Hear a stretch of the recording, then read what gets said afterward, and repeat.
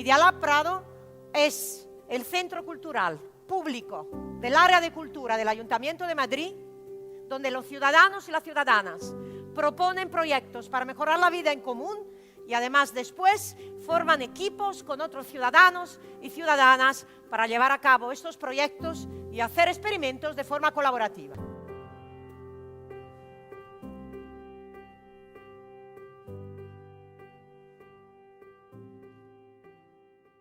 Bienvenidas, bienvenidos a una nueva sesión de Introducción a la Impresión 3D. Hoy vamos a hablar un poquito más sobre, bueno, ya lo que sería la última vista de los parámetros avanzados de Prusa Slicer, que no es mucho más. Y después pasaremos ya a usos un poco más prácticos también de la herramienta general, que creo que también es más... tiene usos bastante más prácticos y bastante más interesantes que iremos a ver, ¿no? Un poco cómo funciona en el momento que tenemos la plataforma, cómo podemos ir agregando diferentes STLs o OBJ o el archivo que queramos, y cómo cada uno de estos archivos se comporta un poco de manera independiente entre sí en cuanto a parámetros de impresión. Esto es algo que ha mejorado bastante. Últimamente en las últimas versiones de Prusa Slicer, antes tú tenías unos parámetros que eran, digamos, universales a la plataforma y afectaban a todos los STLs que tenías en la plataforma. Entonces, si tú querías imprimir dos objetos con calidades diferentes o con infills diferentes o con cualquier otro tipo de parámetro que fuera diferente uno de otro, eso no se podía hacer. Eso lo han mejorado bastante, ahora sí se puede hacer. Podemos, cada objeto dentro de nuestro proyecto, ¿sí? Puede tener parámetros distintos, pero aparte, dentro de un mismo objeto, podemos delimitar zonas que tengan también parámetros diferentes, ¿no? O sea, pueden tener alturas de capas distintas, porcentaje y tipo de rellenos diferentes. Entonces, bueno, esto es bastante útil porque podemos empezar a manipular los STL de una manera un poco más específica o más adaptada a los usos que nosotros queremos.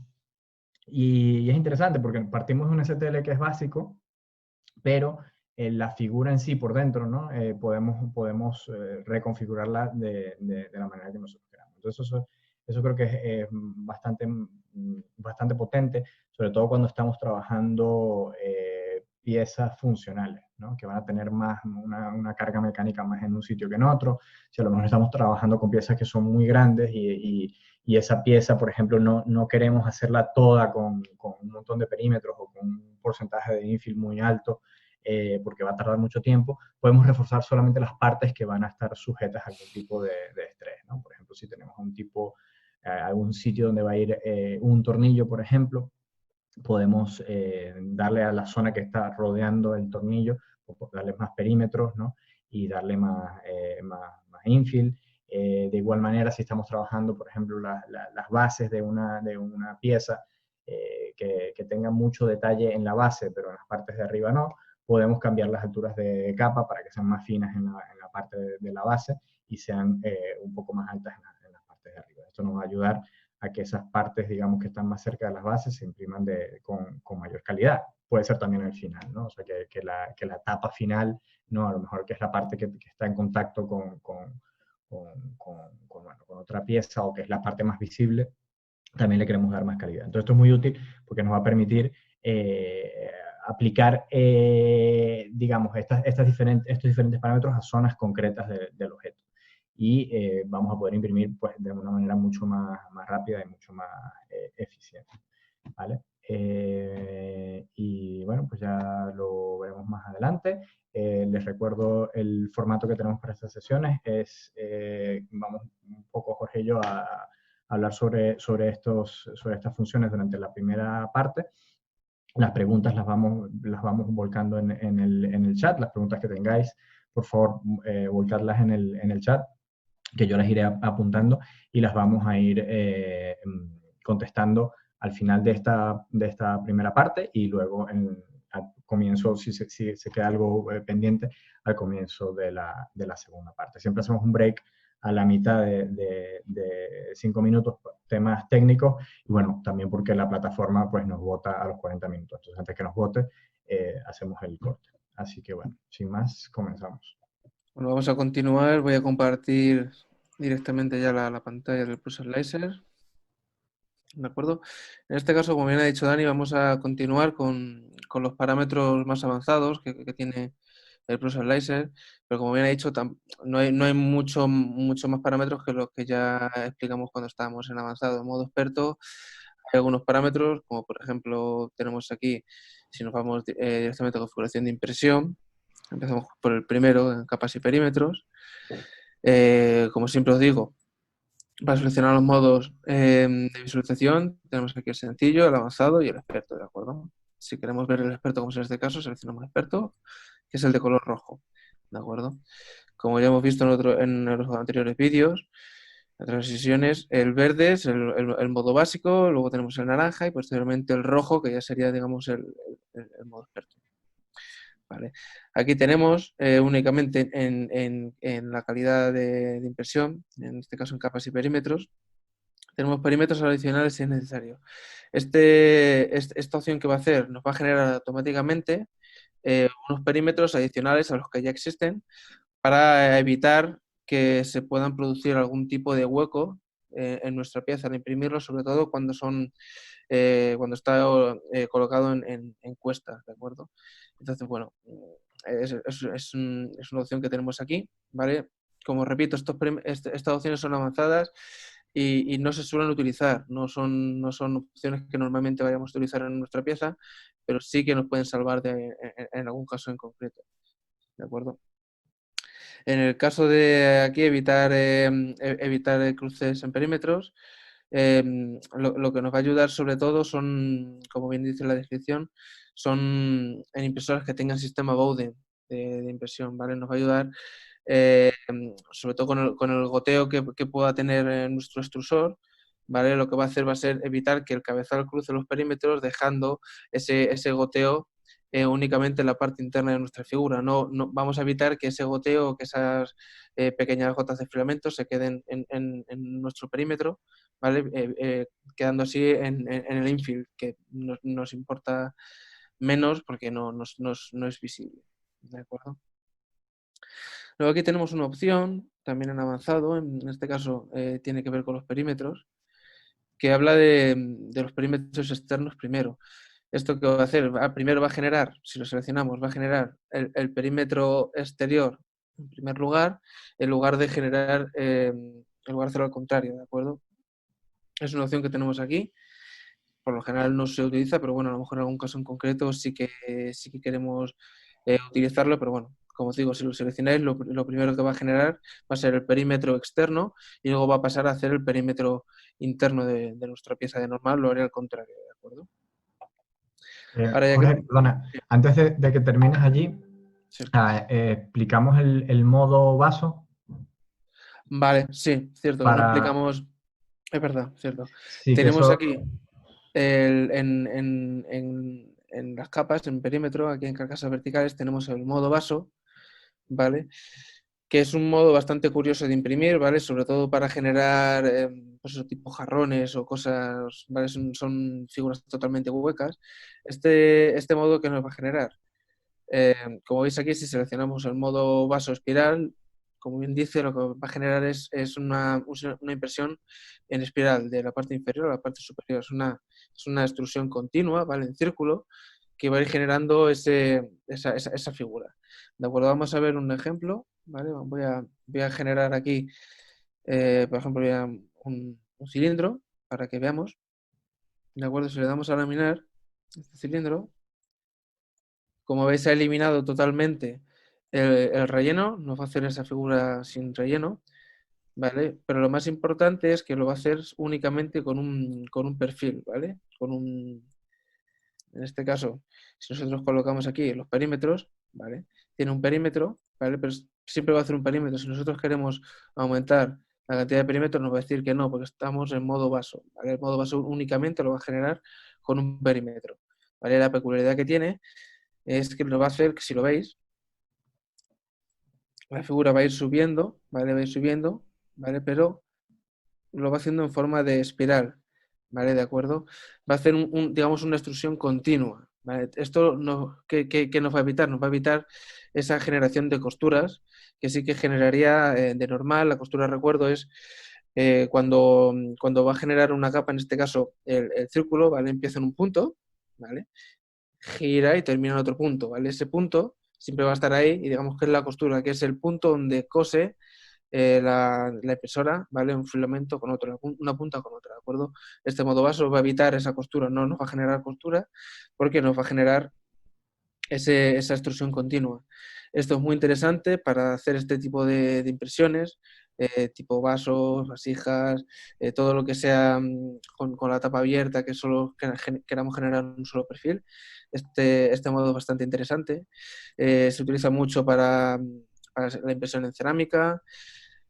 También si lo habéis visto en las WAPs y demás, cuando generan ese modo vaso, suelen utilizar este tipo de impresión continua porque evita esa generación de ese patrón de costura. Sí, ¿De acuerdo? aparte de eso, perdona que te interrumpa, Sí. se utiliza mucho, de hecho déjalo ahí por favor la imagen tuya, porque se ve dónde empieza la costura arriba, ¿no? Y se ve que termina, digamos, en un punto de la espiral, pero en ningún otro punto se ve ese salto, ¿no? Entonces, efectivamente, se utiliza mucho cuando en las impresiones de arcilla, ¿vale? Porque uno digamos, de las complicaciones que tiene la impresión con arcilla es cómo detenemos el flujo de arcilla. Pues cuando pasa con el filamento pasa igual. Nosotros podemos detener el flujo del filamento, incluso tener flujo en el sentido contrario, lo que son las retracciones, ¿no? Esto no se puede hacer con arcilla, es muy complicado. O sea, porque por las propias propiedades de cómo fluye la arcilla por el cabezal, es más difícil frenar este flujo. Entonces, aprovechan el modo vaso espiral que se llama, ¿vale? Porque no tiene, en ningún momento vas a parar de extruir. Tienes una extrusión constante. Entonces, eso hace que tú puedas imprimir con materiales que son más complicados más fácilmente. Hago esta aclaratoria porque no es lo mismo que nosotros cojamos este cilindro y simplemente digamos cero infill y cero techo, Voy a hacer ¿vale? el ejemplo para que... Nos daría algo similar, pero no es exactamente igual. En el caso de que hagamos eso, gracias Jorge que lo está haciendo en la simulación, ¿vale? A simple vista parece exactamente igual, pero fíjense que no vemos por ningún lado dónde termina o dónde terminaría en este caso la capa. Y esto sí va a tener una costura, esto va a hacerse una capa, una capa exterior, ¿sí? Se termina esa capa exterior, va a subir a la capa inmediata superior y así sucesivamente. Y esa Además, costura en la previsualización se ve, mira aquí la costura justo donde va hundiendo. ahí la está poniendo, en vez de alineada, la está poniendo en diferentes puntos para que, digamos, ese punto se difumine a lo largo de la figura, ¿sí? A ver, estos son detalles muy finos, pero sí hay que tenerlos en cuenta de que, bueno, que eso se puede hacer. Esto, claro, además, en Z, ¿vale? Va a hacer que las impresiones sean muy rápidas. Las impresiones en modo vaso son muy rápidas y lo que se suele hacer cuando estamos trabajando con modo vaso es, si podemos, lo que comentaba Jorge, estas son impresiones que tienen una sola pared. Entonces, si nosotros tenemos una boquilla de 400 micras, de 0.4 milímetros, que es lo que suele venir estándar con las impresoras, pues ese va a ser un poco la limitación que vamos a tener en la pared de nuestro objeto en modo vaso, va a ser de ese perímetro, no podemos hacer más. Entonces, muchas veces lo que se hace es aumentar el diámetro de la boquilla, ¿sí? Para poder tener una pared más ancha, ¿no? O sea, una pared, por ejemplo, si metemos una boquilla de 0,8, sería lo mismo que tener 2 perímetros en una pared con una boquilla de 0,4, ¿no? Claro. Entonces, nos va a permitir pues tener una pared bastante más robusta. Incluso se supone que esto inicialmente se creó para hacer jarrones, ¿no? Para floreros, ¿no? Entonces, claro, vamos a querer evidentemente que la pieza sea hermética. Y con 4 milímetros de pared, dependiendo de cómo tengamos nuestra impresora bien ajustada y demás, a lo mejor no va a ser hermético. Entonces, a lo mejor habría que pasar a cambiar, o sea, tendríamos que cambiar la boquilla, no nos valdría eso. ¿No? Entonces, eso siempre hay que tenerlo en cuenta, que si vamos a hacer algo hermético, pues no nos lancemos a la locura de imprimir, ¿no?, la pieza entera, ¿no?, sino, bueno, vamos a hacer una pequeña, hacemos un corte, ¿vale? O incluso se puede hacer a escala, sin necesidad de hacer un corte, porque simplemente la pared va a ser del mismo ancho, da igual la escala a la que trabajemos, y probar la estanqueidad de la pieza en ese punto, ¿no? Eso es. Y aquí pregunta Marcelo si el espesor es es de un perímetro. Sí, en modo vaso siempre va a ser de un milímetro, eso no se va a poder modificar. Vale, en el caso que tú lo quieras hacer de más milímetros, no tendrías opción de hacerlo en modo vaso, tendrías que hacerlo en el modo normal. Por ejemplo, aquí si yo pongo ahora 2 milímetros, o sea, 2 perímetros, perdón, sí me generaría esos 2 perímetros, pero ya no estaríamos hablando del modo vaso, sino el modo normal, simplemente quitamos el relleno, ¿vale? Y le colocamos esos perímetros, ¿de acuerdo? Hay una cosa también que no hemos explicado, voy a volver otra vez a un perímetro para explicarlo mejor. Hemos estado hablando de la costura, y aquí da una opción de cambiar la posición de esa costura, ¿vale? Por lo general siempre va a estar más cercano, ¿vale? Podemos poner aleatorio, o, por ejemplo, alineado, ¿vale? Alineado siempre va a alinear toda la costura en un mismo sitio. A ver si conseguimos verlo. Aquí. Siempre va a alinear esa costura, esa unión en un solo punto, ¿de acuerdo? Esto va a ser mucho más visible en nuestra figura, ¿vale? Si a la hora de imprimir, al ser un trazo totalmente continuo y siempre terminar en el mismo punto, va a ser algo mucho más visible que si lo hacemos en otro modo, en otra posición, como puede ser en una posición totalmente aleatoria, ¿de acuerdo? De aquí, como veis, es totalmente random, no sigue un orden lógico, ¿de acuerdo? A ver ahí, Dani, a ver si se consigue ver. Voy a dejar de compartir, a ver si Ahora podéis ver ahí la enfocar, imagen. ahí se ve la costura, ¿no? Sí, Como va siempre en el mismo punto.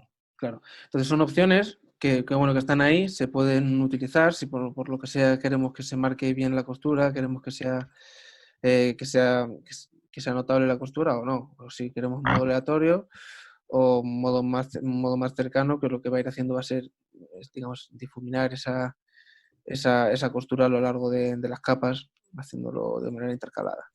¿De acuerdo? Que es otra de las opciones que tenemos ahí que no habíamos comentado. ¿De acuerdo? Pero bueno, que es interesante que sepáis que está ahí. Vamos a pasar ya a relleno. Vamos a ver las opciones que tenemos aquí. En avanzado tenemos aquí estas opciones nuevas. Por ejemplo, tenemos aquí relleno sólido cada cierta capa. Esto lo que nos va a hacer es crearnos una capa de relleno, una capa de infill totalmente sólida, cada tantas capas, cada capa, no sé, las capas que nosotros elijamos. Voy a poner un ejemplo, voy a generar, por ejemplo, aquí en modo vista. Vamos a ponerle un poquito, bueno, yo creo que con este está bien. Vamos a decirle que lo queremos en un relleno, vamos a ponerle un 20, vamos a devolverlo a su 20% normal, rejilla, rectilíneo, ¿de acuerdo? Y voy a decirle que quiero que me genere cada 10 capas, por ejemplo, una capa sólida de relleno, ¿vale? Vamos a terminar. Si nos acercamos y vemos que nos va generando, como veis, una capa sólida, ¿vale? Tal y como se lo hemos dicho. ¿Esto para qué nos puede ayudar? El único sentido de generar estos porque sea por motivo estructural, ¿de acuerdo? Para dar más rigidez a nuestra pieza. En el caso de que sea una pieza muy funcional y necesitemos que, bueno, que tenga esta capa adicional de refuerzo interno, se lo podemos dar de esta manera, ¿de acuerdo? Como digo, esta opción no se suele utilizar, es una opción que está ahí, es una opción avanzada, pero puede ser bueno, que decidamos darle este plus de relleno, este plus de refuerzo, para en el caso, como os digo, que sea una pieza funcional y que necesite mucho relleno. Entonces, en lugar de darle más densidad de relleno, podemos darle alguna capa de relleno sólida que también nos va a generar ese relleno, ¿de acuerdo? Aquí tenemos también solo rellenar al cruzar perímetros. Traer. ¿Cómo? Solo retraer, eso es, solo retraer. Esto igual, esto habla para la calidad de la impresión, ¿vale? Únicamente va a retraer cuando cruza el perímetro, ¿vale?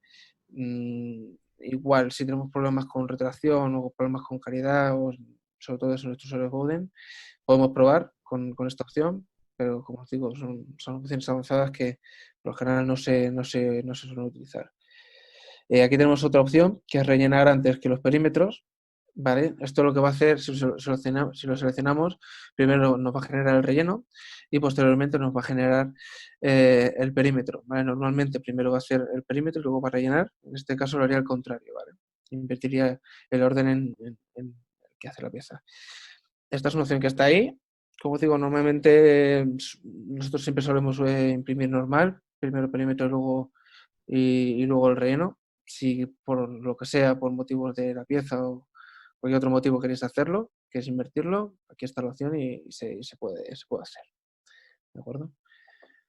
Vamos a pasar ya a los parámetros de balsa y falda, que bueno, únicamente está esto, la longitud mínima de filamento extruido, ¿vale? Que quiere decir que es cuál es la longitud que va a generar para esa falda, el mínimo, pero como digo, esto por lo general se deja en default, no se suele tocar, no se suele modificar, porque como ya hemos visto, esto simplemente es para purgar y para limpiar el cabezal.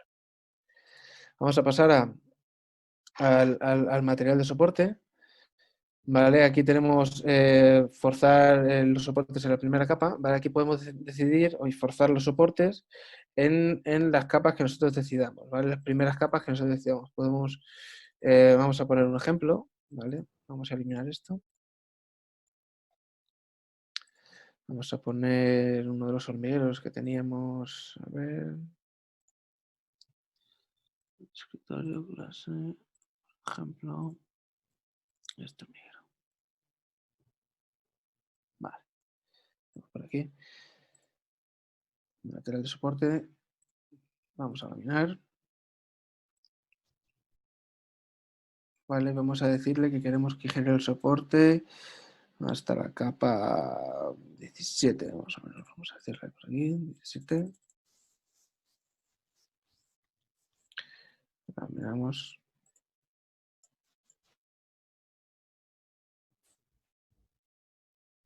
Creo que tienes que ticar la opción de soportes. De soporte.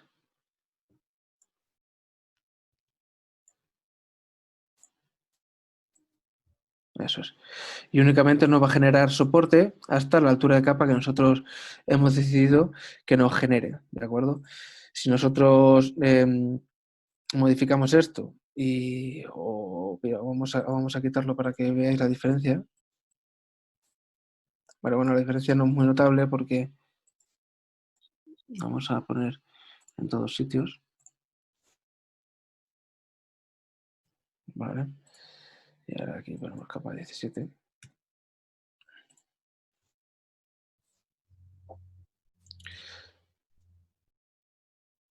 No, pues no está haciendo... No, es que creo que está sobreescribiéndote la de todos los sitios.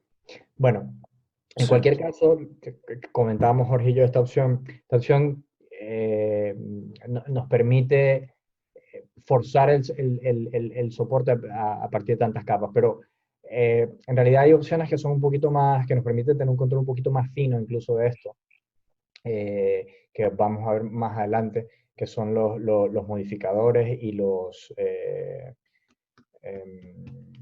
¿cómo se dice? El support, ¿cómo se llama esto? El support. Modificador de soporte. Modificador, gracias. Modificador Sí. de soporte, perdón, que estoy viendo yo en mi pantalla aquí. Vale, el modificador de soporte.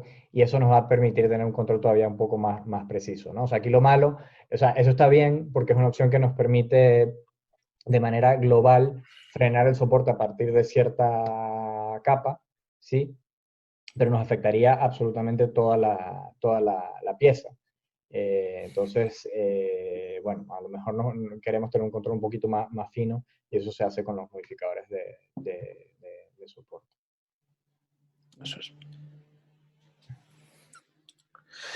Aquí tenemos una opción que también es bastante interesante con respecto al soporte, ¿vale? Que aquí lo que nos va a generar va a ser una protección alrededor de la base del soporte, ¿vale? Esto nos va a generar como si nosotros generásemos un BRIM, ¿vale? Al soporte. Entonces, en el caso de que el soporte sea muy finito, muy pequeño, nos va a generar digamos, este material que nos va a ayudar a que se sujete más el soporte y que evitemos así que se pueda caer con el movimiento, se pueda quitar. Es como igual, como si generásemos un brin en la pieza, ¿vale? Si creemos que es necesario, lo podemos colocar. ¿Vale? El ángulo del patrón, lo mismo que el resto de ángulos. Vamos a poder modificar cuál va a ser el ángulo, ¿vale? Que genere nuestro patrón. Por lo general, siempre lo dejamos igual porque no tiene sentido modificarlo, pero si queremos modificar por cualquier motivo el ángulo de nuestro patrón por motivos de estructura de la pieza o para mejora de impresión, se puede hacer. No sé si te parece, son ya y 37, no sé si continuamos ya o paramos. Sí, yo creo que lo último que explicaría aquí antes de parar, y ya con eso Ya cerramos cerramos el esto. tema de las opciones, es la opción esa que tienes ahí de bucles Sí, de de interfaz. interfaz, Sí. ¿vale? Que de hecho por ahí salió el otro día, estuvimos hablando un poco de algo sobre esto en el chat, y básicamente cuando nosotros tenemos el soporte, y cuando tenemos una pieza que tiene material de soporte por debajo, la capa que nos va a mostrar ahí Jorge, esa que se ve ahí azul, en azul oscuro, ¿vale? Eso sería bueno, no, perdón, no en azul oscuro, la verde oscuro, ahí está, es la interfaz, ¿va? Es la capa que hay entre el soporte o sea, perdón, entre el material de soporte y la propia pieza, ¿ok? Entonces esto se utiliza, yo diría que la única aplicación que tiene, o por lo menos la que me viene hacia la mente, es cuando utilizamos un segundo cabezal que tiene, al que le ponemos otro tipo de material. Y puede ser material para un relleno de tipo soluble, ¿no? Un relleno de PVA, por ejemplo. Entonces, o PVA. Y entonces queremos que el soporte sea completamente de PLA, al igual que la pieza, o si estamos trabajando en una pieza de PLA, y solamente la interfaz sea de PVA. ¿Por qué? Pues porque el PVA es mucho más costoso. Entonces, en realidad, la única parte de contacto que tiene el relleno con la pieza es justamente esta capa de interfaz. Entonces, estas capas de interfaz además las podemos hacer más grandes o más pequeñas, por eso existe esa opción allí. De nuevo, a no ser que estemos trabajando con una impresora con múltiples cabezales, no veo mucho más uso, digamos, de esta herramienta, pero es bueno saber que existe. ¿Vale? Así que nada, si no veo más preguntas en el chat, si quieren cerramos aquí y reiniciamos o sea, damos paso a la siguiente sesión. Pues seguimos ahora con... Continuamos donde lo dejamos con... Pero ya en verdad, en parámetros avanzados, yo no tocaría mucho más, ¿vale? Solo en capas, perímetro, relleno, FAL y material de soporte, porque ya nos iríamos a modificadores de velocidad, ¿vale? Y los parámetros avanzados ya sería tocar parámetros avanzados de aceleración, ¿vale? Que si soy sincero, ni yo sé cómo tocarlos, cómo modificarlos, nunca los he tocado, nunca los he usado, ¿vale? Pero entiendo que habrá gente bueno, que sí que sepa defenderse con estos parámetros y sabrá modificarlos, ¿vale? La opción está ahí, ¿vale? Podemos controlar cuál es la velocidad de aceleración tanto en perímetros como o sea, en todos los parámetros, ¿vale? Pero no es algo que nosotros vayamos a tocar, ¿de acuerdo? Sí, eso puede ser también para máquinas experimentales o máquinas que estamos, digamos, construyendo desde cero. Entonces, a lo mejor queremos probablemente, ¿no? Todos estos números bajarlos bastante, ¿no? Hasta que podamos ir incrementando poco a poco y que vayamos ganando más confianza un poco con la máquina, ¿no? Pero con máquinas que vienen de fábrica, por lo general, esto no se suele tocar. Eso De suele tocar. manera es bueno saber a qué se refieren, sí, y ver un poco las proporciones, las relaciones, más o menos saber dentro de qué rango se mueven, pero si no sabemos, pues bueno, por eso es que están capados de cierta manera para no toquetear, ¿no?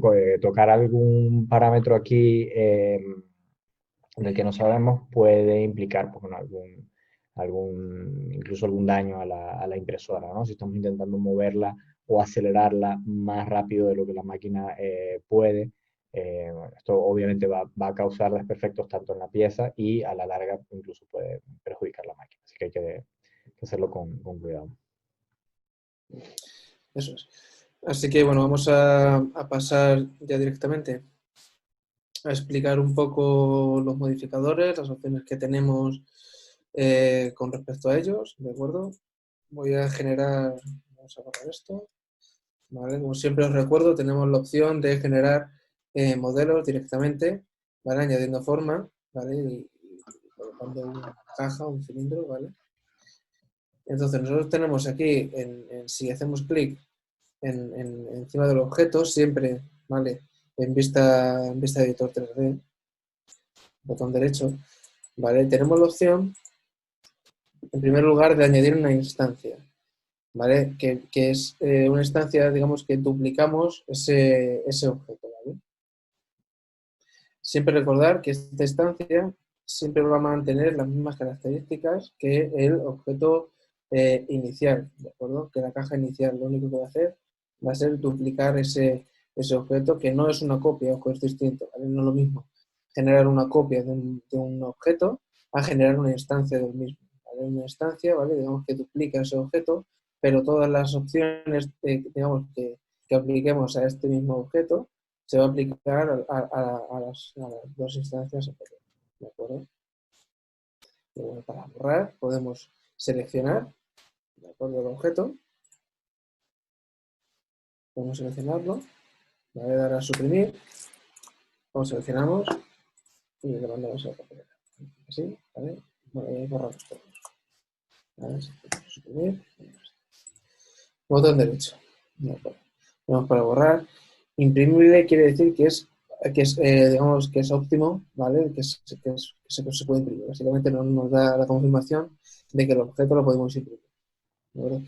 Tenemos aquí la opción también de exportarlo como STL. ¿Vale? Y nos preguntamos, ¿por qué voy a querer yo exportar un objeto STL si lo acabo de importar? Porque es posible que nosotros hayamos modificado ese objeto STL, ¿vale? Por ejemplo, si nosotros importamos este, se carga, ¿vale? Vamos a girarlo para ver mejor. ¿Vale? Si importamos, por ejemplo, este objeto, este STL, este busto, ¿vale? Y nosotros queremos escalarlo, nos falta escalar, recuerdo que lo podemos hacer aquí, y por ejemplo, un 50%, ¿vale? Ya hemos modificado digamos, este diseño y podría, ¿vale? Exportar este objeto con este tamaño. O si, por ejemplo, nosotros queremos que en altura tenga una altura concreta, podemos de aquí modificar ese STL, podemos decirlo, por ejemplo, que tenga 80 milímetros de altura.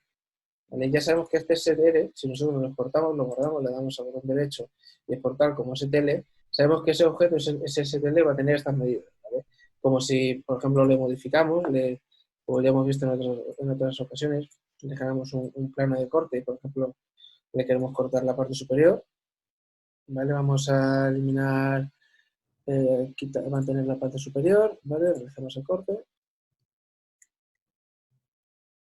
¿vale? Y ya tenemos esta parte modificada, ¿vale? Y tenemos esto hueco, ¿vale? Esto sí, por ejemplo, le damos a laminar.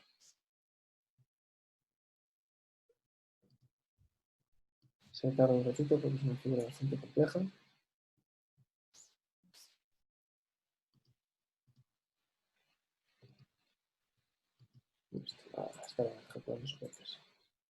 Vale, quitamos esto, vamos a jugar un poco con la figura, vamos a quitarle las capas sólidas de arriba, Le vamos a decir que no queremos y le vamos a decir que tampoco queremos relleno. No queremos nada de relleno. Vale, le vamos a dar perímetro, vamos a darle.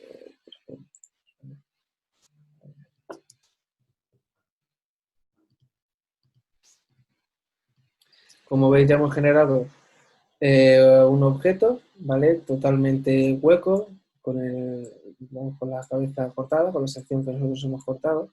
Y esto ya lo podremos exportar igual a STL, ¿vale? Nosotros ya hemos realizado el corte, hemos modificado el tamaño, ¿vale? Y este objeto lo podemos, digamos, compartir. Ya con el corte nosotros hemos decidido que se realice el corte, ¿vale? Y únicamente hay que modificarlo, hay que generar ese modo vaso, entre comillas, porque como ya hemos explicado, no es un modo vaso como tal, ¿vale? Y nos va a generar, y ya tenemos pues, una opción para poner lápices o lo que sea, ¿vale? Un ejemplo rápido. Por curiosidad, vamos a verlo en modo vaso, de cómo actuaría.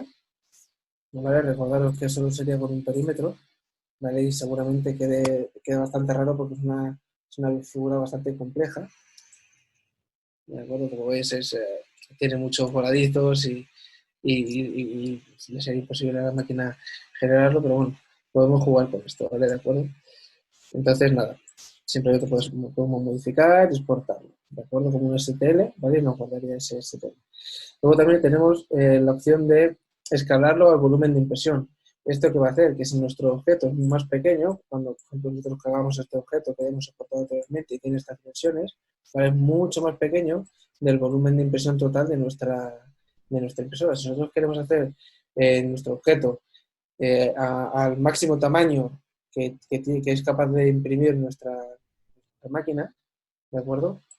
Tenemos la opción de hacerlo, de escalarlo a ese tamaño que es la nuestra opción, y nos escalaría al máximo del volumen de impresión, ¿vale? Al máximo volumen imprimible, ¿vale? Que es capaz nuestra impresora, ¿vale? Igual, esto lo podemos exportar, lo podemos guardar si queremos, ¿vale? Es una opción también bastante interesante en el caso de que queramos hacer algo muy grande o lo más grande que podamos, lo más grande posible que podamos.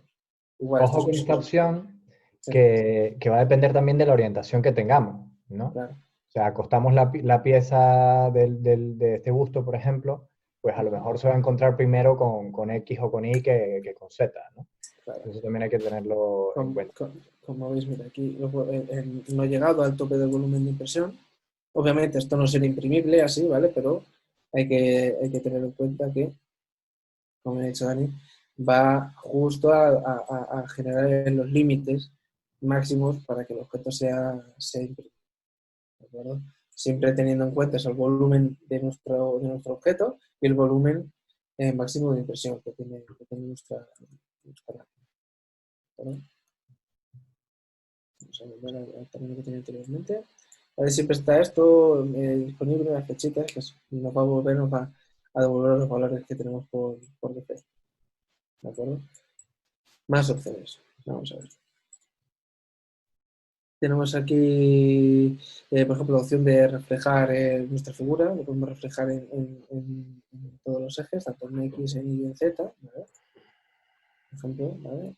Si por ejemplo queremos hacer algún tipo de reflejo de espejo, podemos hacerlo, ¿de acuerdo? Directamente desde el Prusa, no es necesario hacerlo desde el programa de modelado, ¿de acuerdo? Vamos a ver qué más valores tenemos por aquí. Tenemos un modificador de rango de altura, Dani, si quieres explicarlo tú, que lo has utilizado más. Vale.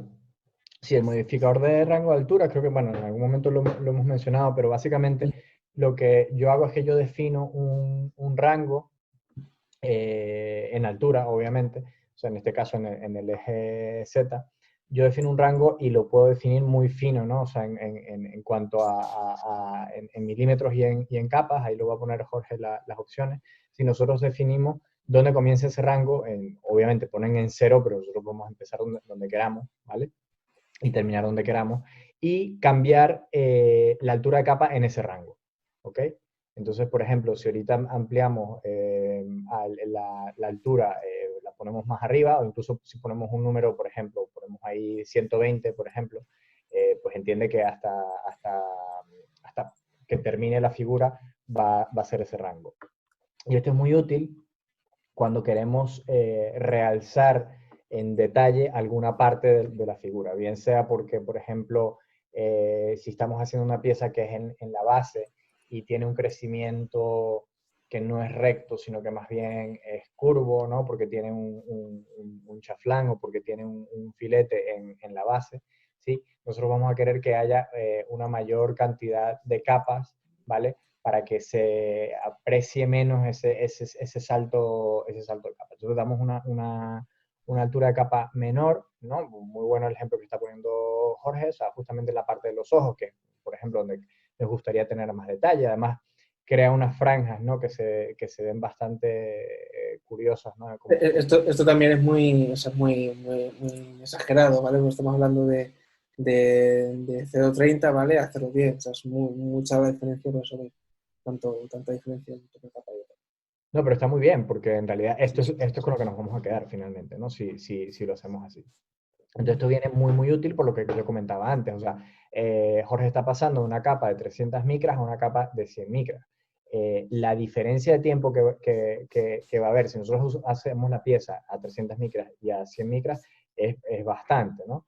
En cambio, si solamente una parte de la figura lo hacemos así, pues vamos a ahorrar mucho tiempo y vamos a poder dar detalles. En este caso, ¿no? Por ejemplo, en la parte de los ojos, porque queremos tener más detalle ahí. De hecho, en una figura como esta es en la parte, ¿no? En la parte del rostro donde tienes las facciones más interesantes, donde nos gustaría dar más detalle. Entonces esto viene, como digo, es muy, muy útil este modificador, ¿vale? Y pues eso nos permite también, sobre todo en zonas más donde hay sobre todo paredes que son más curvas, ¿no? Cuando tenemos unas paredes que son perfectamente verticales, no va a ser prácticamente ninguna diferencia, pero sí para este tipo de detalle, ¿no? Para realzar detalles o incluso minimizar detalles en alguna parte. Aquí ya está exagerado, pues toda la parte del rostro, pues bueno, tiene muchísimo más detalle que la parte del cuello y del pelo. Así que eso es una opción que está allí, que la verdad es que es bastante potente. No tiene mucho de haberlo implementado esta opción. Antes tienen, de hecho, hay el slider este que vemos allí en la parte de arriba, si nos vamos al modo vista, hay ese mismo slider en el modo vista se convierte en un modo de calidad de impresión, que básicamente lo que hace es ajustar justamente la altura de capa. A mí no me gusta mucho usar ese modo porque como que deja muchas decisiones en manos de la impresora y, me gusta tener un poco más control de lo que está pasando, más específico. Entonces, bueno, ese es el modificador de rango de altura. Ah, bueno, también podemos tener diferentes rangos, ¿no? O sea, yo puedo meter un rango adicional allí, ¿vale?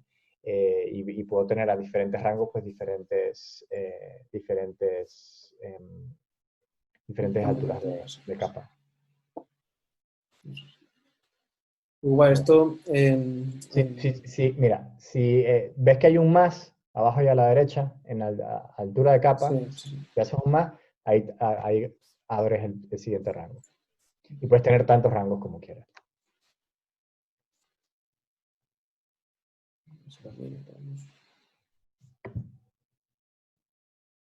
No, esto no se ve porque está a 0,3 igual que el resto. Pues por ejemplo ponemos a 0,2. Y a 60 vamos a poner al resto.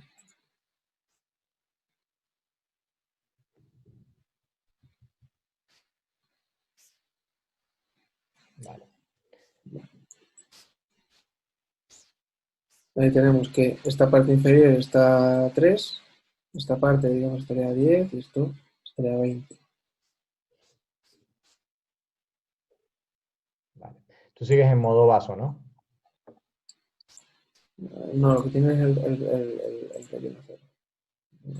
No, pero creo que tienes en modo vaso, pues. Ah, está en modo vaso, sí. Sí, por eso te lo está haciendo hueco. No, pero no estaba. Bueno, ya está. Pues eso sería el modificador de rango de altura, ¿vale? Y los siguientes serían los refuerzos y bloqueos de soporte y los modificadores, ¿no?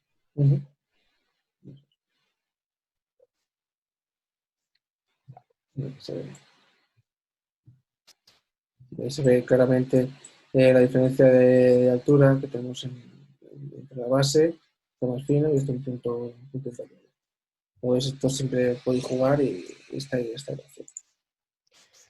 Vale, pues yo no sé, ya son las 7, entonces yo no sé si porque el mundo modificadores y Sí, es refuerzos y bastante. toques eh, da para un rato.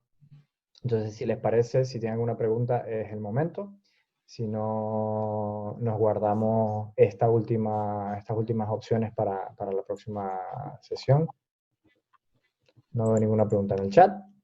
Y pues nada, si les parece en la próxima sesión eso, tocamos lo que son los refuerzos y bloqueos de soportes y los modificadores.